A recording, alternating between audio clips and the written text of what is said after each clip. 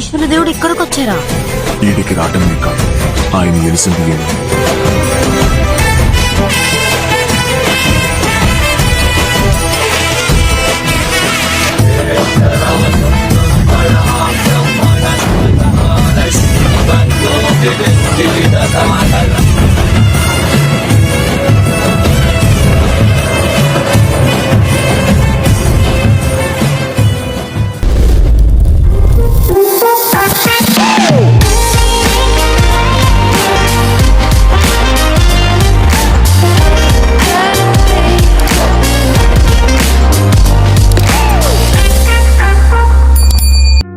Hello guys, welcome back to my channel crazy Sai official.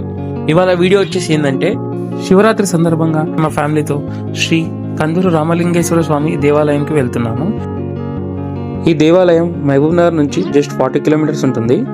Mahabub Nagar district Addakal mandal Kanduru village లో locate అయి ఉంది ఈ temple. ఈ దేవాలయం యొక్క చరిత్ర గురించి అక్కడికి వెళ్ళి తెలుసుకుందాం. వీడియో స్కిప్ చేయకుండా ఎండ్ వరకు చూడండి.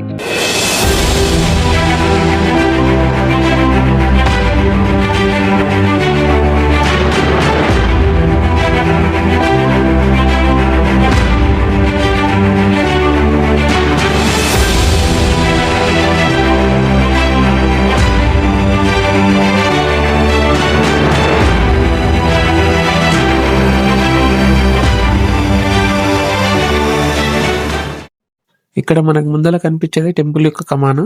ఇక్కడ నుంచి లోపలికి మనము 500 మీటర్స్ వెళ్తే టెంపుల్ వస్తుంది.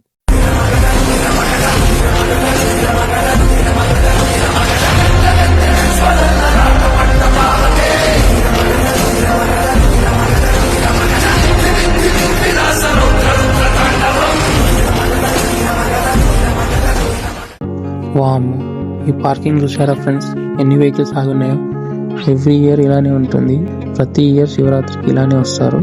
ఎందుకోసం అంటే నైట్ టైం 12 తర్వాత పల్లకి సేవ ఉంటుంది.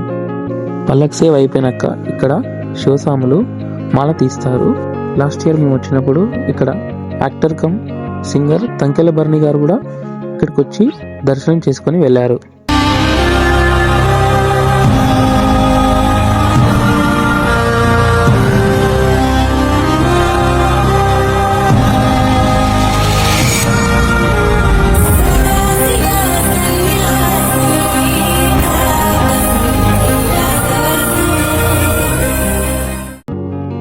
టెంపుల్ కి రైట్ సైడ్ వచ్చేస్తే మనకి కోనేరు ఉంటుంది. ఇదే టెంపుల్ యొక్క కోనేరు. ఇక్కడనే ఈ కోనేరు లోపల స్వామివారికి సంబంధించిన ఒక వస్తువు కూడా ఉంది. ఆ వస్తువు గురించి అండ్ ఈ కొండ కనిపించే కొండ గురించి ఒక విశేషం ఉంది. ఆ విశేషం ఏంటనేది అండ్ ఈ టెంపుల్ యొక్క స్థల పురాణం గురించి అండ్ ఈ దేవాలయం ఒక మరొక పేరు వచ్చేసి దక్షిణ కాశీగా పిలవడం జరుగుతుందంట. అసలు ఎందుకు అలా పిలవడం జరుగుతుందో అండ్ ఇక్కడ కల్పవృక్షాలు ఉన్నాయని కూడా చెప్తున్నారు. ఉన్నాయా లేవా అనేది ఈ టెంపుల్లో ఉండే ఒక అయ్యగారు మనకు లాస్ట్ టైం వచ్చినప్పుడు క్లియర్ గా ఎక్స్ప్లెయిన్ చేయడం జరిగింది.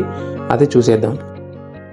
మరి చరిత్ర ఏమిటంటే, పూర్వము తమ్మలి వంశానికి చెందిన తమ్మల్ల పెద్దమనే భక్తురాలు ప్రతి నిత్యము స్వామివారి కోనేరు నీళ్ళు తీసుకుని కొండపైకి వెళ్లి పూజలు చేస్తుందట.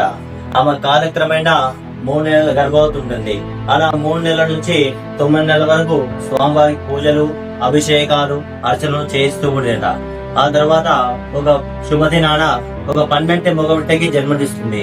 అలా కొడుకునెత్తుకుని స్వామి దగ్గరికి వెళ్తుంది. స్వామి, నా ఊహ తెలిసినకి పూజలు, అభిషేకాలు, అర్చన చేస్తూ స్వామి ఇక కొండపైకి రాలేని స్వామి అంటే, ఆ భక్తికి పరవశుడైన రామలింగేశ్వర స్వామి, సరేమ్మా కొండపైకి నువ్వు రాలేకుంటే నేను నీ కోసం వస్తాను, నువ్వు వెనక్కి తిరిగి చూడకుండా కొండ దిగి నీకెంత చదువు నడుచుకుంటూ వెళ్ళు, నేను నీ వెనకాల వస్తుందని చెప్తాంట. అప్పుడు స్వామి వారు రథం పైన బయలుదేరి వస్తుంటాడు.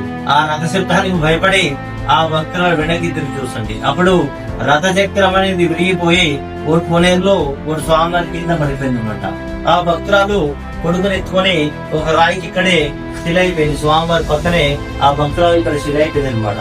స్వామివారి ఇక్కడ పడమర ముఖం దక్షిణ ద్వారం, ఎక్కడైనా శివాలయం తూర్పుకు ఉంటాయి కానీ ఇక్కడ పడమరతం దక్షిణ ద్వారం. అందుకే దక్షిణ కాశీ అంటారన్నమాట. కాశీకి వెళితే ఎంత పుణ్యం వస్తుందో కందూరుకు వస్తే కూడా అంత పుణ్యం కలుగుతుంది అన్నమాట. ఇక్కడ ప్రత్యేకంగా కల్పవృక్షాలు ఉన్నాయి. కల్పవృక్షాలు ఏమిటంటే మన మనసులోని కోరితే కల్పవృక్షాలు. ఈ చర్చ్ చుట్టూ ఒక 5 ప్రదర్శన చేసి మన మనసులో ఏదైనా కోరిక ఖచ్చితంగా నెరవేరుతుంది. ఓం నమః శివాయ.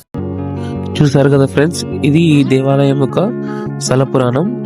ఇప్పుడు మనం టెంపుల్ లోపలికి వెళ్ళి స్వామివారిని దర్శనం చేసుకున్నాం.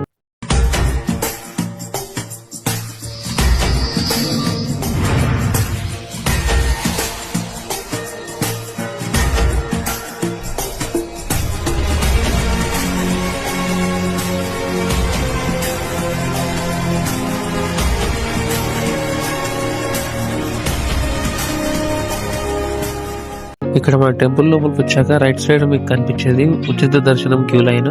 మేము నించింది అభిషేకం క్యూ లైన్.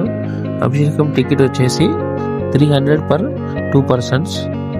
నార్మల్ టైంలో ఏముండదు, ఇవాళ శివరాత్రి కాబట్టి అభిషేకానికి టికెట్ పెట్టారు.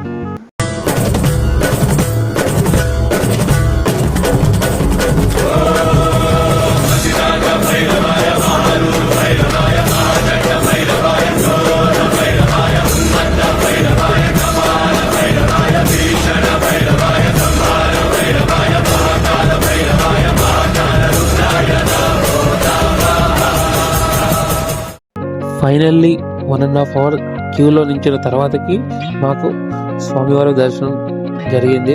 అభిషేకం చాలా బాగా జరిగింది. ఎవరైతే ఈ టెంపుల్ ఇంకా విజిట్ చేయలేదో విజిట్ చేయండి. సో ఇది ఇవాల్టి వీడియో. మళ్ళీ నెక్స్ట్ వీడియోలో కలుద్దాం. To subscribe to my channel and stay tune for more interesting videos.